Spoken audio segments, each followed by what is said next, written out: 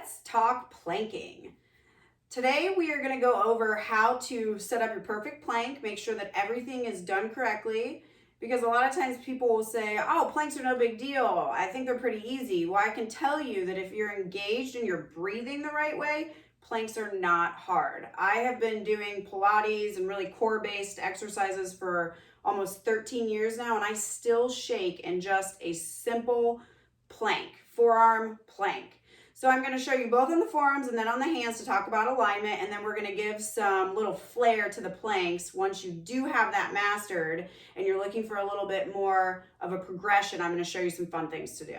So let's get started on the hands.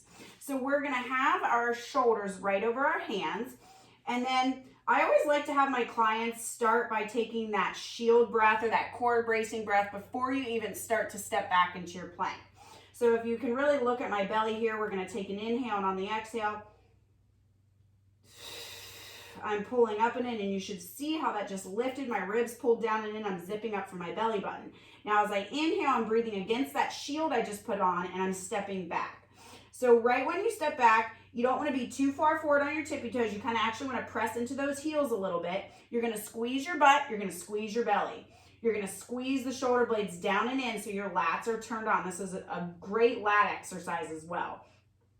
The one complaint that people will have with planks, aside from feeling it in their back, and that's most likely because they're like this and they're arching. So if you feel yourself doing that, try to squeeze and tuck those hips a little bit, and that should alleviate that. But is the wrist. So you really want to think about gripping with your fingertips, almost like you're trying to like pull the ground towards your shoulders, and that's going to help to activate the whole hand, not just pressing into the heel of the hand. So this is the alignment for a high plank. You also kind of want to look down and out, not straight down at your hands. You want to think of your head as an extension of the spine. So we're trying to keep that aligned with everything as well. Now taking it down to the forearms. Hands are hard because it's a lot of shoulders and upper body. Forearms are going to make it a little more challenging on the core. So from here, you want to make same exact thing, except your elbows are going to be under your shoulders. You're going to take that breath to get the core active. Then you're stepping back. Same thing, you're going to squeeze and tuck slightly. Shoulder blades are down and in, so lats are active. So we're going to start talking about the variations here. From here, and also we really want to make sure those quads are tight as well. I mean, your whole body's engaged in a plank. That's the beautiful thing about this exercise. So from here, we can start by what's called a saw, a body saw, or a rock. So we're going to keep the core tight, and as we inhale, we're going to poke our head forward, and then as we exhale, we're going to pull our head back. So I like to think of like a turtle, poking your head out of the shell, and then pulling it back into the shell. And you can do as many of these as you can, staying in good form. So that's good for now. From here, I always like to have my clients come and rest in child's pose, and just as a great little in-between stretch. Now, we're gonna go into what I call an animal squat. So it is one of my favorite moves to do. It's engaging the whole body, but you really start to feel that burn in your quads. So for this, you're gonna be on your hands.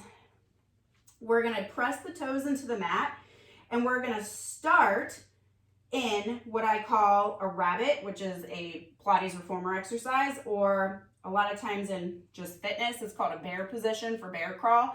So we're going to take an exhale to hover those knees off the mat. You want your shins and your knees to be parallel. From here, I'm going to step back into my plank. Good. Now, I'm going to use my inhale, and then I'm going to step forward. Exhale, back. Inhale, in. Exhale, back. Now you can play with this breath. You could try exhale in, inhale back. It's not going to be wrong, but you just want to maintain a breath that is supporting the spine. Now, from here, we can go back into that plank, and then we're going to bend the knees, shift the weight back, trying to keep the hips as low as you can without letting the knees touch, and then come forward back to your plank. So this is where we start to really feel those quads fire up. And this is almost, it kind of gives you a nice little stretch. It's like a knee up puppy dog pose. And I'm looking for that nice long spine. So as I go back, My shoulders are staying pulled down and in. So the breath here is inhale to send back, exhale to shoot yourself forward. Inhale back, exhale forward. Anywhere from like 15 to 20 of these are really gonna fire you up. So now we're gonna build on that even, and we're gonna take our mini band. Okay, so we're gonna place this mini band around our feet, like where your shoelaces would be. We're gonna do that same exact movement with a mini band. So you're getting into your bear position to start, or rabbit. Take an inhale and exhale, drive those knees up. Then you're stepping back, inhaling. I want you to use the exhale to step those knees in, then back. After you've done 10 on each side, so 20 total, we're gonna go into 10 of those animal squats. So you inhale back, exhale forward. 1, 2, 3, 4, 5, we're halfway. 6, 7, maintain a nice tight glute and belly as you come forward. Gotta have just like 3 left. 2, and 1. Woo, that's great. Now, last plank variation is gonna give us a little stretch too. I always love core exercises that build in that stretch so it doesn't feel quite as taxing. So we're gonna start in a down dog position. You're gonna step your feet so they're hip width apart, and so that way your pelvis is nice and supported. I don't really care about the width from your hands to your feet. It's all about the spine, the sit bones, the tailbone. You want to really think of getting that lift and the reach towards the ceiling. You want to think of the lats engaging, so pulling the shoulder blades down and in. A lot of time people are very tight through their back. So you're going to see a rounded spine like this. So you've got to really work on getting the shoulder blades down and in, lengthening the spine. If it's too much, because the hamstrings are tight, your mid-back's tight, bending the knees is a good option. Now, from here, we're gonna keep the left foot planted down. You're gonna extend the right leg up. And then once it's up, really press that heel down. This is a great way to open your hip and work your glute. As you exhale, we're gonna connect this ankle behind the other ankle, shifting our weight into our hands for a single leg plank. You're holding it and finishing that exhale. Inhale, you sweep up. Exhale. Inhale, we sweep up. Exhale.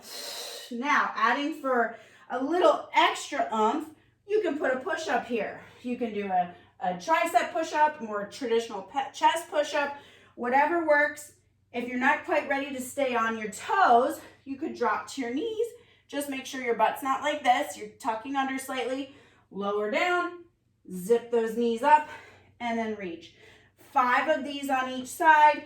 Then when you're done, you can pause in down dog, pedal those feet, stretch out your calves, and then lower down. And like I said, I always love to have my clients rest here in child's pose, roll those wrists around, shake it out, and then you have got some new fun variations for plank. But remember, master the first vanilla plank, if you will, to make sure that you can really feel all those muscles, your lats, your core. It should feel like it's wrapping around, like that 360-degree feel. You should be able to feel everything pull around the spine. So I hope you have fun with these. Have a great one.